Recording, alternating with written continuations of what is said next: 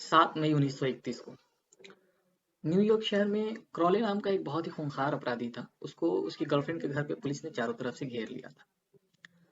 चारों तरफ रिहायशी इलाके में ही चारों तरफ उसको घेर करके और उसके आसपास की जितनी बिल्डिंग्स थी हर तरफ जो है पुलिस वालों ने मशीन गनें तैनात कर दी थी। टीयर गैस के जरिए उसको बाहर निकालने की कोशिश कर रहे थे। जिस वक्त क्रॉले पुलिस वालों से लड़ रहा था वहां, उस वक्त उसने एक चिट्ठी लिखी थी। उस चिट्ठी में उसने लिखा था कि मेरी कोर्ट के अंदर एक मासूम, दुखी लेकिन दयालु दिल है जो किसी का नुकसान नहीं पहुंचाना चाहता है। अब ये सोचिए कि क्रॉले, जो कि इतना खूंखार अपराधी है, उसको दोनाली बंदूक की संज्ञा दी गई थी। लोग उसे दोनाली बंदूक के नाम से जानते थे। तो इतना खूंखार अपराधी ये कह रहा है कि मेरी कोर्ट के अंदर क्या है, एक मासूम लेकिन दयालु दिल है जो किसी का नुकसान नहीं पहुंचाना चाह रहा, किसी का नुकसान नहीं पहुंचाना चाहता है। ये चिट्ठी लिखने से कुछ देर पहले की बात है, थोड़ी देर पहले वो अपनी गर्लफ्रेंड के साथ एक आइलैंड पे घूम रहा था कार के अंदर, और एक पुलिस वाले ने उससे लाइसेंस मांगा। सिर्फ इतनी सी बात थी कि लाइसेंस उससे मांगा था। क्रॉले ने अपनी जेब से रिवॉल्वर निकाला और धनाधन गोलियां उसके ऊपर चला दी। गोलियां चलाने के बाद वो पुलिस वाला तो वहीं ढेर हो गया, मर गया। उसके बाद वो कार से निकलता है, उस पुलिस वाले की जेब से रिवॉल्वर निकालता है और उसके अंदर जितनी गोलियां रहती हैं वो भी उस पुलिस वाले की लाश के ऊपर मार देता है।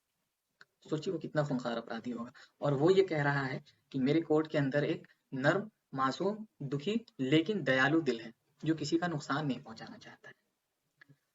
तो इसके बाद जो है किसी तरह से जब वो पुलिस वालों के साथ मुठभेड़ में वो पकड़ा गया और उसके ऊपर अदालती कार्रवाई हुई, सिंह सिंह जेल में उसको रखा गया था।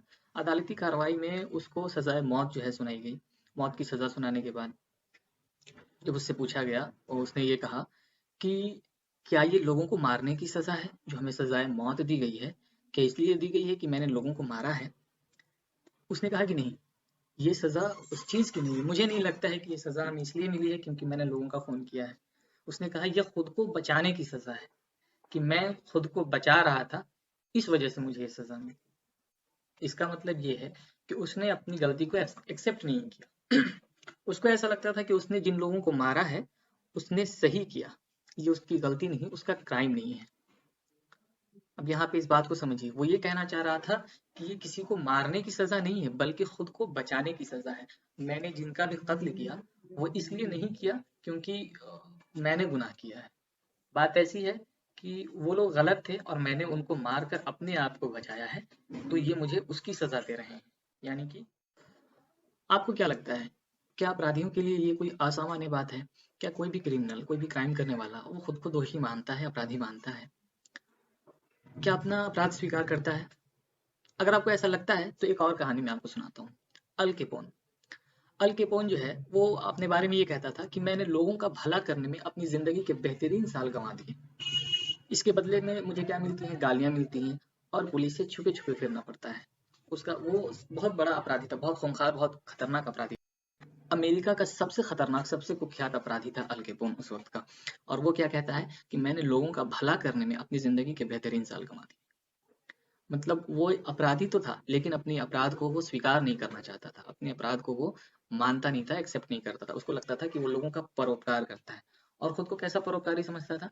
इस तरह का परोपकारी, ऐसा दयावान कि जिसे जनता नहीं समझ पाई। उसको लगता था कि मैं लोगों का भला कर रहा हूँ। वो ऐसा अपना तर्क देता था कि मैं लोगों का भला कर रहा हूँ, लेकिन लोग हमें समझते नहीं हैं और मुझे इसका नुकसान उठाना पड़ता है।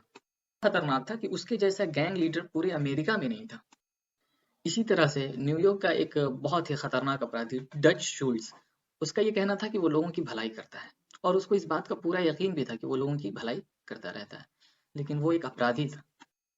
डेल कार्नेगी की जो है इस विषय पर वार्डन लुइस, जो जेल के वार्डन थे, सिंग सिंग जेल के वार्डन लुइस लॉस से बहुत लंबी जो है बातचीत हुई थी। उस बातचीत में उन्होंने ये बताया था कि सिंग सिंग जेल में रहने वाले ज्यादातर अपराधी अपने आप को दोषी नहीं मानते हैं।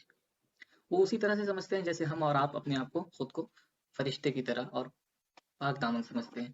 तो कोई भी अपराधी जो है वो अपने अपराध को कबूल नहीं करता है, एक्सेप्ट नहीं करता। उसको लगता है कि मैंने जो किया है ये मुझे ऐसा करना पड़ा या फिर मुझे ऐसा करना चाहिए था, मैंने जो किया सही किया, उस वक्त के हिसाब से, उस हालात के हिसाब से मैं बिल्कुल सही था।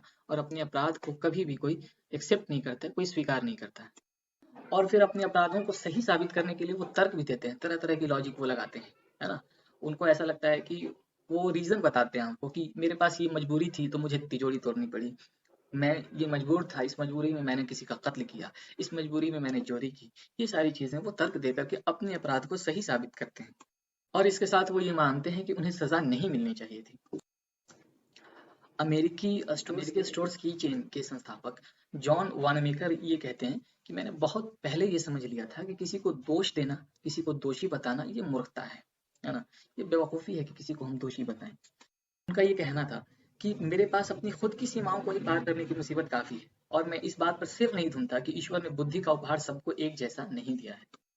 तो उन्होंने तो बहुत पहले ये बात समझ ली थी, लेकिन आपको और हमें ये बात समझने में बहुत वक़्त लगेगा। 100 में से 99 अपराधी ऐसे होते हैं जो अपने अपराध को अपराध नहीं मानते हैं, अपनी गलतियों को स्वीकार नहीं करते हैं।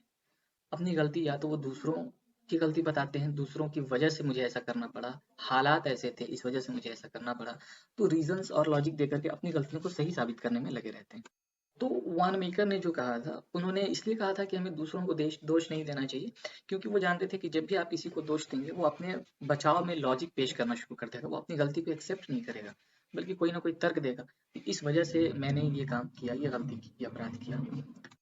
एक विश्व प्रसिद्ध जो है मनोवैज्ञानिक बीएफ स्किनर ने ये प्रूव किया है अपने प्रयोगों के जरिए से कि किसी भी जानवर को अगर आप अच्छे व्यवहार से जितना जल्दी सिखा सकते हैं, है ना, खराब व्यवहार उस जानवर के साथ करेंगे तो वो जल्दी नहीं सीख पाएगा, है ना।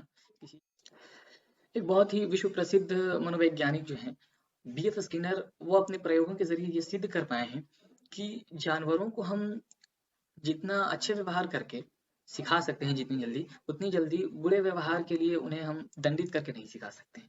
मतलब कि दंड के ज़रिए किसी को सिखाना मुश्किल है, लेकिन सराहना करके और सही से अगर आप उसके साथ बर्ताव करते हैं, तो किसी जानवर कोई भी काम को जल्दी सीख लेता है। तो ये चीज़ें सिर्फ़ जानवरों के ऊपर लागू नहीं होती हैं, बल्कि इंसानों के ऊपर भी ये थ्योरी ठीक इसी तरह से काम करती है। एक और महान वैज्ञानिक हैं, हैंस सेले। उन्होंने कहा है, "जितने हम सराहना के भूखे होते हैं, उतनी ही ज़्यादा हम निंदा से डरते भी हैं।" तो इन सारी थ्योरीज को जब हम देखेंगे तो हमें ये साफ मालूम चलता है कि जब हम किसी की आलोचना करते हैं तो उससे फायदा कुछ नहीं होता है, नुकसान होने का खतरा ज्यादा रहता है, क्योंकि हमारा आपसी संबंध वो तो खराब होगा, वो 100% खराब होगा। आपकी बात ये नहीं मानी जाएगी कि हाँ उसने गलती की है, या फिर अगर आप मुझे कहेंगे कि आपने ये गलती की है तो मैंने ये गलती की है ये मैं एक्सेप्ट करने के बजाय मैं उसका तर्क देना शुरू कर दूंगा कि मैंने ये गलती इसलिए की, इसकी वजह ये है। मैं अपनी गलती को स्वीकार नहीं करूंगा, बल्कि और दूसरी बात यह है कि हमारे और आपके बीच में जो संबंध थे वो संबंध भी काफी हद तक असर होंगे उसके ऊपर भी। इसका एक दूसरा पहलू ये है कि जब हम किसी की आलोचना करते हैं तो उसका आत्मसम्मान तो गिरता ही है और उसका मनोबल भी क्या हो जाता है, वो भी टूट जाता है। और जिस चीज़ के लिए हम निंदा करते हैं, किसी की आलोचना करते हैं, किसी चीज़ उसके अंदर सुधार लाने के लिए, तो वो सुधार नहीं हो पाता है, वो सुधारना और भी ज़्यादा कठिन हो जाता है मनोबल गिरने की वजह से। इंडियन ओक्लाहोमा के जॉर्ज बी जॉन्स्टन एक इंजीनियरिंग कंपनी में सुरक्षा प्रभारी थे। उनकी एक जिम्मेदारी यह थी कि जब भी कर्मचारी फील्ड में अपना काम कर रहे हों तो वो हेलमेट पहन कर रखें। उन्होंने काफ़ी दिनों तक लोगों को, जो काम करने वाले मज़दूर थे, उनको बहुत सख्त हिदायतें देते थे कि हेलमेट पहन कर रखो, हेलमेट पहन कर रखो। तो लोग क्या करते थे, उनके सामने हेलमेट तो पहनते थे, लेकिन जैसे ही वो बाहर निकलते थे, वहाँ से दूसरी तरफ जाते थे, वो मज़दूर अपना हेलमेट निकाल कर के बाहर रख देते थे। जब उन्होंने ये देखा कि मेरे बार-बार कहने पर अपने मन से नहीं, ऊपरी मन से वो लोग हेलमेट पहनते हैं, फिर बाद बाद में उतार कर रख देते हैं, तो उन्होंने सोचा कि चलो दूसरी तरकीब निकालनी चाहिए। उन्होंने उनसे बात करनी शुरू की। वो जिसको भी बिना हेलमेट के देखते थे, उनसे प्यार से पूछते थे, "अच्छा ये बताओ, हेलमेट क्यों नहीं पहनते? क्या इसकी फिटिंग सही नहीं है? या फिर ये देखने में अच्छा नहीं है?" फिर वो मुस्कुराकर उसको बताते थे, "ये हेलमेट जो है, ये आपकी सुरक्षा के लिए है। आप इसको पहनेंगे तो आप जो है जो मशीनें हैं इनसे लगने वाली चोटों से अपने आप को बचा सकते हैं।" इस तरह से एक जो है रोमांचक उन्होंने तब्दीली देखी, वो ये थी कि बिना कहे लोगों ने हेलमेट का इस्तेमाल करना शुरू कर दिया। तो ये बात क्या थी? ये बात थी कि किसी की उन्होंने आलोचना करने से खुद को क्या कर लिया, रोक लिया। जब वो निंदा नहीं करने लगे, आलोचना नहीं करने लगे, किसी को कम नहीं बताने लगे, तो फिर उस आदमी के, उन लोगों के अंदर, मज़दूरों के अंदर जो है, जो वो गलतियाँ कर रहे थे, उन्होंने खुद को सुधार लिया। इतिहास में आपको ऐसे हज़ारों उदाहरण मिल जाएँगे, जिसमें आलोचना का कभी फ़ायदा नहीं हुआ, बल्कि उसका नुकसान ज़्यादा हो गया है ना? एक और एग्ज़ाम्पल अगर हम लें, तो थियोडोर रूज़वेल्ट और राष्ट्रपति टैफ्ट के विवाद को ले सकते हैं, है ना? ये एक ऐसा विवाद था जिसने रिपब्लिकन पार्टी को 2 हिस्सों में तक़सीम कर दिया था, 2 हिस्सों में बाँट दिया था। Woodrow Wilson. जब रूजवेल्ट 1908 में व्हाइट हाउस से बाहर गए तो उन्होंने टैफ्ट का समर्थन किया था, जो राष्ट्रपति चुन लिए गए। फिर रूजवेल्ट शेरों का शिकार करने अफ्रीका चले गए। लौटने पर उन्होंने जब हालात देखे तो वे बरस पड़े। उन्होंने अनुदारवाद के लिए टैफ्ट की आलोचना करनी शुरू कर दी और तीसरी बार खुद राष्ट्रपति बनने की कोशिश की। उन्होंने बुल मूस पार्टी का गठन किया। अगले चुनाव में विलियम हावर्ड टैफ्ट और उनकी रिपब्लिकन पार्टी की बुरी तरह हार और उसे केवल 2 राज्यों वर्मोंट और ऊटा में ही सफलता मिली। इस पार्टी की अब तक की यह सबसे शर्मनाक पराजय थी। इस हार के लिए रूजवेल्ट ने टैफ्ट को दोषी ठहराया, लेकिन क्या राष्ट्रपति टैफ्ट ने खुद को दोषी माना? बिल्कुल नहीं। आंखों में आंसू भरकर उन्होंने कहा कि मैंने वो किया जो मुझसे हो सकता था, वो सारे काम मैंने किए। अब मैं फिर भी चुनाव नहीं जीता तो इसके अलावा मैं क्या कर सकता था? अब यहाँ पे गौर करने वाली बात यह है कि हॉवर्ड टैफ्ट जो थे वो एक बार राष्ट्रपति चुन लिए गए थे। अगर अपने राष्ट्रपति कार्यकाल के दौरान वो वैसे सारे काम करते जनता की भलाई के लिए, उदारवादी सारे कामों को अंजाम देते तो वो दोबारा जीत सकते थे। लेकिन उनके पास मौका रहते हुए उन्होंने उस मौके का सही इस्तेमाल नहीं किया, जिसकी वजह से 1908 में रूजवेल्ट से जो है उनकी ये बहस हुई और रिपब्लिकन पार्टी को 2 हिस्सों में तकसीम करना पड़ा। तो यहाँ पे बात है गलतियों को मानने की और नहीं मानने की। मैं बस ये बताना चाह रहा था कि टैफ्ट ने वहाँ पे रूजवेल्ट ने जो उनकी आलोचना की टैफ्ट की कि ये जो हारे हैं चुनाव वो अपनी वजह से हारे हैं, तो टैफ्ट ने ये बात स्वीकार नहीं किया, अपनी गलतियों को स्वीकार नहीं किया, बल्कि अपने बचाव में उन्होंने बयान देना शुरू कर दिया। आंखों में आंसू भरकर उन्होंने कहा मैंने जो किया उसके सिवाय मैं कर ही क्या सकता था, मेरे पास में जो था उतना मैंने किया। तो इन सारे तमाम कहानियों, तमाम किस्सों का मतलब क्या है? इससे हम क्या सीख सकते हैं? इससे हम एक चीज़ ये सीख सकते हैं कि जब हमें किसी को सुधारना हो, किसी के अंदर तब्दीली लानी हो, तो हम आलोचना करके या निंदा करके हम उसके अंदर कोई तब्दीली नहीं ला सकते हैं, किसी की कमियों को हम पूरा नहीं कर सकते हैं।